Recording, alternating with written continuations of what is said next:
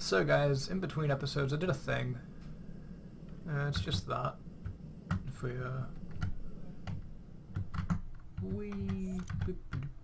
yeah, I built this out of stained glass, and I don't. It's a big sphere.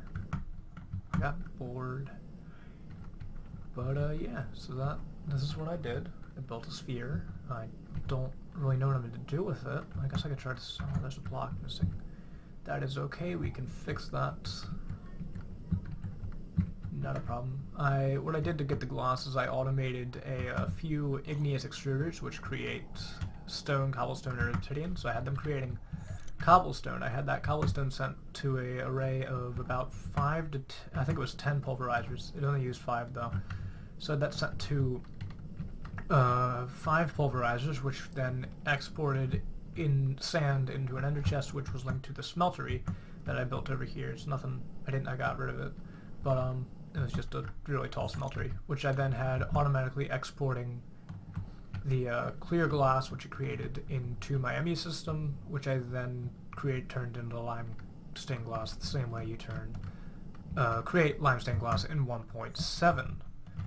So I created this Mistcraft world, and it's kind of neat. It looks really cool, but it didn't really turn out the way I wanted it to. And now that I see what Mistcraft can do, like the 2 moons and the 3 suns, there are 3 of them, 1 there, 1 up here, and then 1 down here. So there are 3 suns total in this world. And I want to make one with like 16 different suns, all at different angles and stuff. So I think today what we're going to do is we're going to create a new age. So let me just get the pages together, because it's kind of boring watching me get the pages together. Also, we have this book from Funky here, and we're going to read it now. This was made during April Fool's, but unfortunately I was not able to record it on April Fool's, so we will read it now. We're no strangers. No, Funky, no. No, Funky. Wait a second. I think I know where this is going. He got me. Oh, I'm gonna get him back. He rickrolled me in Minecraft. That's impressive. Was not expecting that. Okay, so I also set up a switch here to turn off the lasers. So I have the switch linked up to a energy cell with a redstone redstone pulse requirement, redstone signal requirement rather. So when I flip the switch, they'll gain energy. And since these things constantly use energy, that we don't want them to do that. So we set it up so they didn't. But I also set up this electric furnace here with 6 overclocker upgrades, so it smelts things really fast. For example, I don't have anything to smelt. Let's go grab something to smelt, like rubber, because we can never have enough rubber. Rubber. There we go. 14,000 rubber from my rubber tree farm, which is no longer there anymore. But as you can see, it smelts things relatively fast. I want to get like eventually 4 stacks of these things in there. And yeah. So right now, I think I need a few more of these. But as I hovered over this, you can see if you stack them, it increases the amount of power usage, but it decreases the amount of time it takes. And even though I'm running that, I'm still gaining power over here in this cell, so we're not losing power. So we're also going to have to generate a new power system, because the cow power is going away in the next FTB update, which is unfortunate. It seems like every power source I find is just going to be removed. This looks nicer. I like they fixed that. That was cool. But yeah, I think I'm going to get started making that Mistcraft book. I'm going to make a notebook first with the pages in it, and then I'm going to take the notebook and make it into a descriptive book of the age. So I'll show you guys how to do all that in a bit.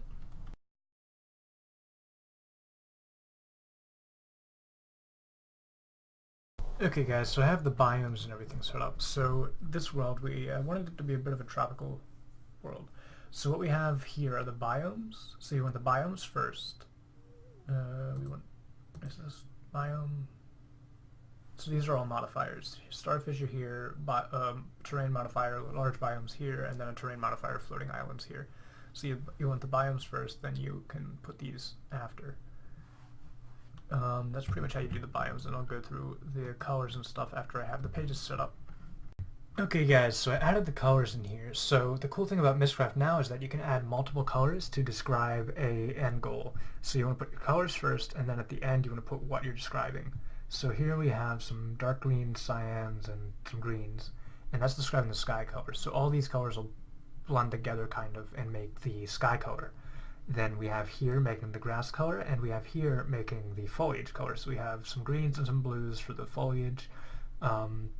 Mainly blue for the grass color, which I think will be kind of neat, like a green blue maybe. And then for sky color we have the dark green, which I think could look really cool. I also went ahead and added a celestial modifier for the dark sun. Now the thing about dark suns is they're invisible, so you won't be able to see them, which is really nice for what I want to do here. So this one I have set to 0 length and zenith phase. Zenith phase, that'll mean it'll be like noon, so it'll be like right in the height of the world, kind of. It'll be like the top height. Here I have dark sun, and what dark sun does is it makes it invisible. So that way it'll be 0 length, which means it doesn't change, it doesn't move. It'll always be at noon, and you won't be able to see it. So there won't be like a sun. You won't be able to see the sun there, but the effects of having a sun there will be there. So I also wanted to add like 8 more suns possibly. So I think that'll be really fun to see. So I will show you guys how I got that set up. Okay guys, so I've added about 5 suns now, I believe. 1, 2, 3, 4, 5, 6. 6, and I'm on the 7th one, so this is Twinkling Stars. It makes cool star things. You can actually change the color of them, which I plan on doing. I'm going to make them like a yellow, I think. But what I've done is I've made them start at different phases. So I have 4 that are nadir phases. So you can see here the nadir phase. So actually I have 6, including the dark sun. So yeah, I have some nadir. So I did 4 at nadir phase, and then I have I'm gonna have 2 more at rising phase. So we're actually gonna move this down, leave that for this, and all you need for the suns and the moons, you're going to need to have at least 1 moon and 1 sun in your age to make it stable. And you're going to need and the way I do it is direction, then length and phase, and then the celestial body that you're trying to modify with these. So we'll add 2 more rows of this, and then I think we'll be ready to create the world after I just add a moon. I think I only needed 1 moon. I'm not going to add more than 1, but 1 will be fine. I'll add some extra modifiers, and I'll show you what those mean, and we'll get to creating this, actually creating the world. Okay guys, so I believe we are ready. We have all of our suns in there, all the colors we need, and then the additional modifiers that we do have are boundless sky, no weather, normal lighting, and then twinkling stars, which I think will look really cool. So let's now we need one interlinking panel. So let's just click that up here. We need 1 of these. Then we need to go over to the book binder here, put that here like so, then put the notebook in. So as you can see here, it gave us a descriptive book, which we can name up here. So this one, we're going to name it...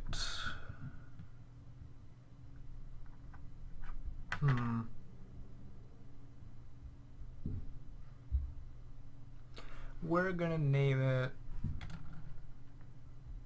I should have come up with this off camera, so I'll be right back. We're gonna name it Tropicos. It's Greek for tropics. So there we go, we have our descriptive book. Now I'm gonna go to our a bit over here. Now my game did crash in between, which is why I got the tab menu up there instead of jetpacking.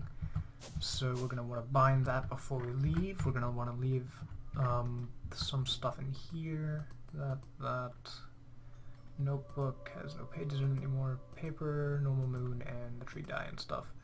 So stuff we won't need. We're also going to repair our stuff real quickly. So here we go, just repair our pick so that way if we need to break blocks we can. Same with this one too. Yeah, we're going to need to repair our Silk Touch and our Tinker's Tool. So this is pretty easy to do. I made these out of cobblestone like I said before. so it's very easy and cheap to repair them. Plus they have a good durability because I added the diamond, so it's pretty almost cheaty kind of the speed I get with these tools, but we'll talk about that a bit later. I also made a secret tool right there, but I'm not going to tell you what it is, or how to make it, because then if I tell you how to make it, then you'll make it, and then I will be in trouble, because that sword's actually very decent. Then the bit here, I repaired you, yeah, I repaired you. And it's actually relatively quick to repair these things too. And of course, sometimes they only take one.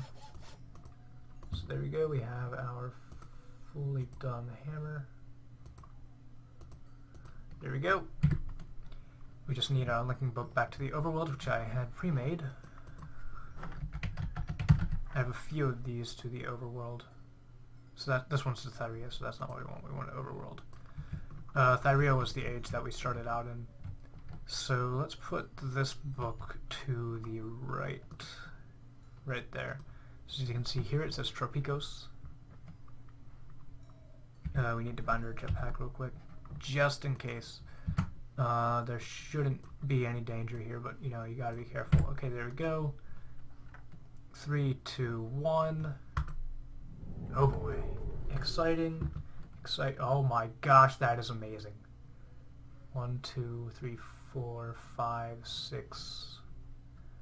Oh, they're all there. Oh, wow. This is really cool. This is awesome. Is that? No, it's just not loading. This is really cool. Wow. This is pretty neat. Let me just let the world load in and set a waypoint here, and I'll get back with you guys. Actually, I think it's gotta load in, so I'll be back when it loads. Okay, guys, this is amazing. Like, I love it. We have a mushroom biome over here, and for some reason mobs are spawning here. And oh shit. Yep, it's an ocean, so that's kind of weird. Even though there are, like, you know, a bit of suns always. Actually, what I want to try on is I want to bring my solars here and see if they work. So let's get that set up. Now, really, I just want to have an age to build in. The previous age where I had the sphere is a bit laggy when you explore, so I just wanted a world where I could pretty much just fly around, and this seemed to do it pretty well. So let's get our solars. They're all in my other age, right? So let's go grab those. So the solar panels we've been using are in this age here, which I also made. So now I have in total 3 ages which I've created. So they're just here, pretty much. It's nighttime right now. But something I figured out that was kind of neat is you can actually wrench the bed. So you can like turn the direction of the bed for some reason and still sleep in it perfectly fine, which I think is hilarious. Which is it's pretty funny. I might have to go do that to Funky's place.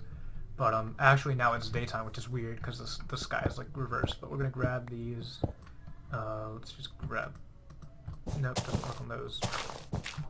Grab our chunk loader here. Not a chunk loader, it's a spot loader. It does 5x5 just to keep the wires.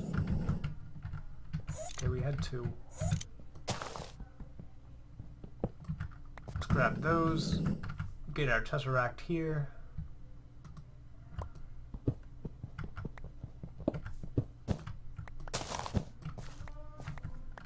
Okay, so we got all our stuff back.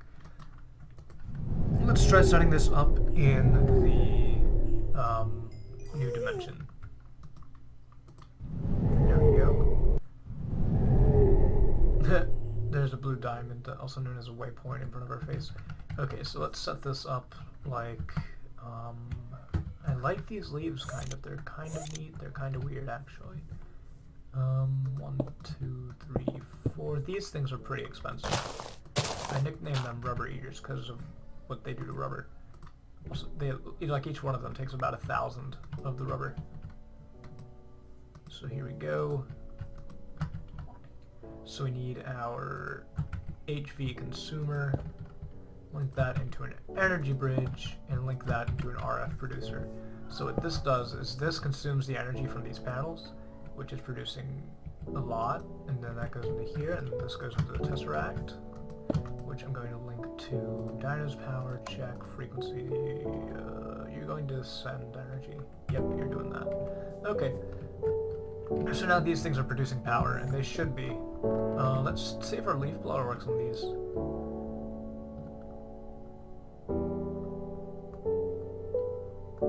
Here we go. Yep. It does in fact work on these. It's pretty cool. And do these grow cocoa beans too? Oh, they do. That's pretty neat. That's really cool. Now I have cocoa beans. That is very cool. Very cool indeed. But, yeah, I think that might be it for this episode. Really, I don't have a plan of what to build just yet, but I might just build like a town or something, really. I like building things, and, this seems like a cool place to build something. Another thing I noticed is that there are, like, floating islands. There are floating islands. That is awesome. But, yeah, I don't know what I want to build. I might build, like, a dockside town, or...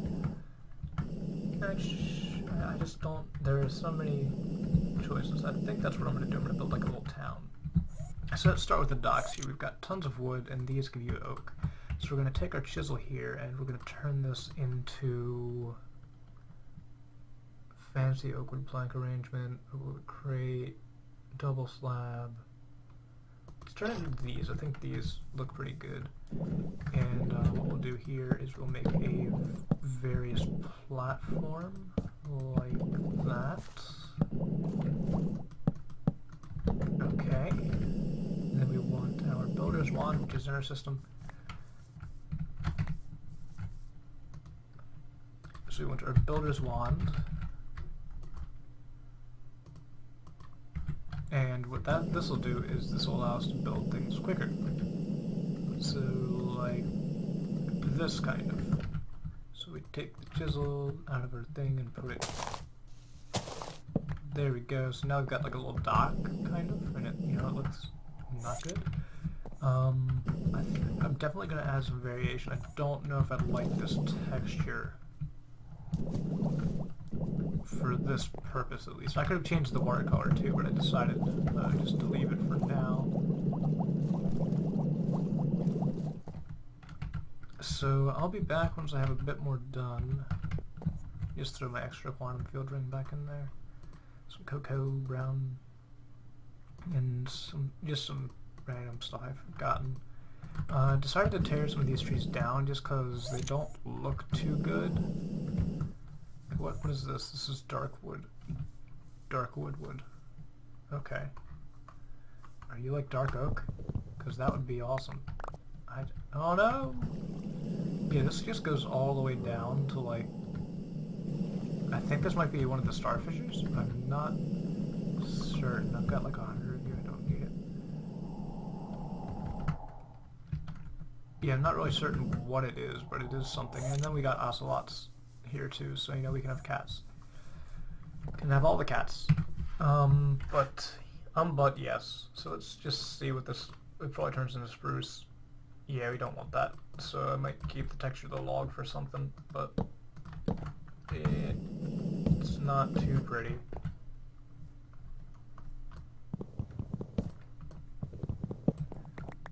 Okay, so let's just throw this in the enemy system. And I will get back to the buildingness of the stuffs. Ladies and gentlemen, it's time to play SVC! Yes, indeed, this is the game show where we decide what teams each and every one of you will be on for the rest of your lives. We guest star Dragon Egg.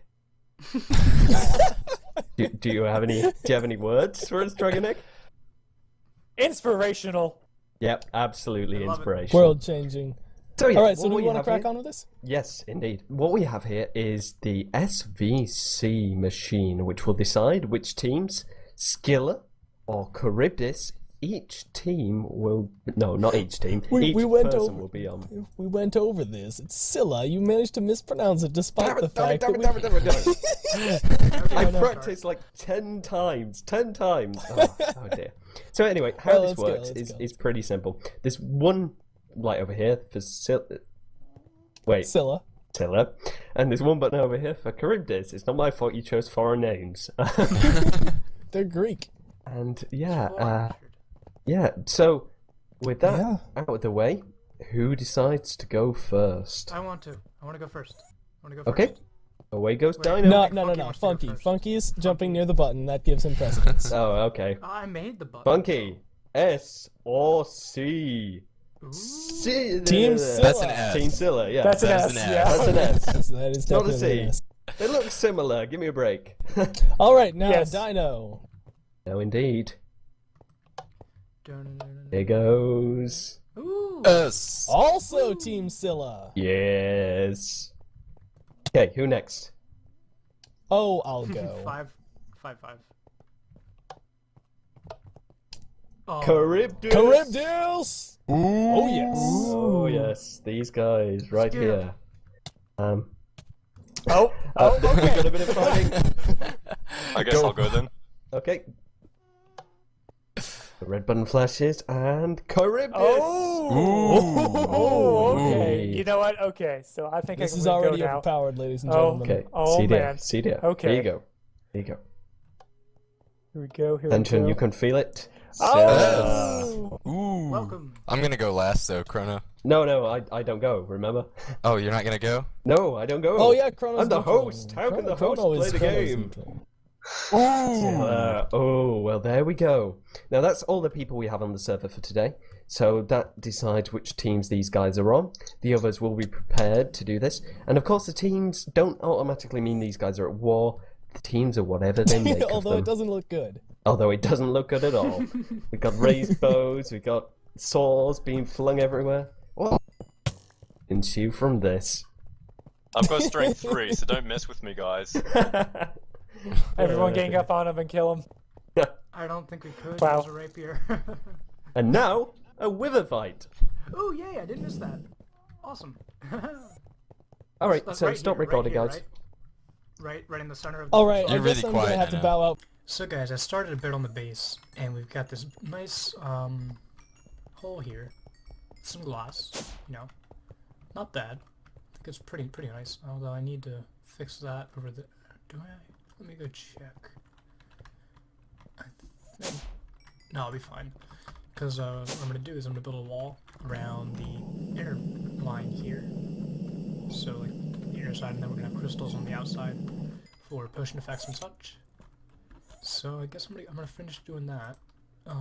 In between the clips, I made a nano saber to combat with E, and I also made a mining laser to laser mine with. It's kind of fun. Oh, and this thing too. This is a portal gun, but here's the mining laser. Don't know how to switch the modes, but it seems to have like a certain range and stuff. It does pretty well.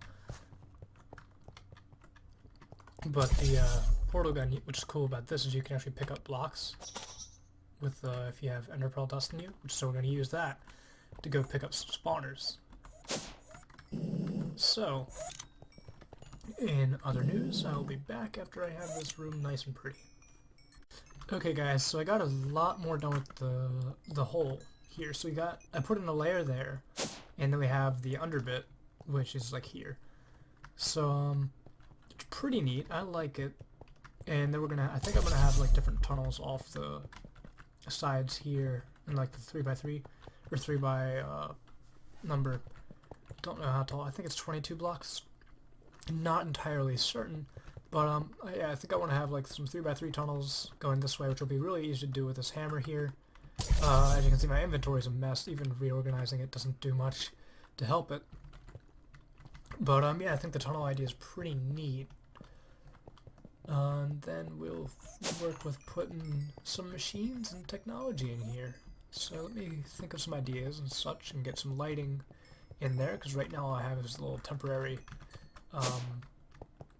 lux capacitors from my power glove They don't look too nice, and I want to get some blue lighting in here, so I'll be right back with the lighting and the idea of the plan.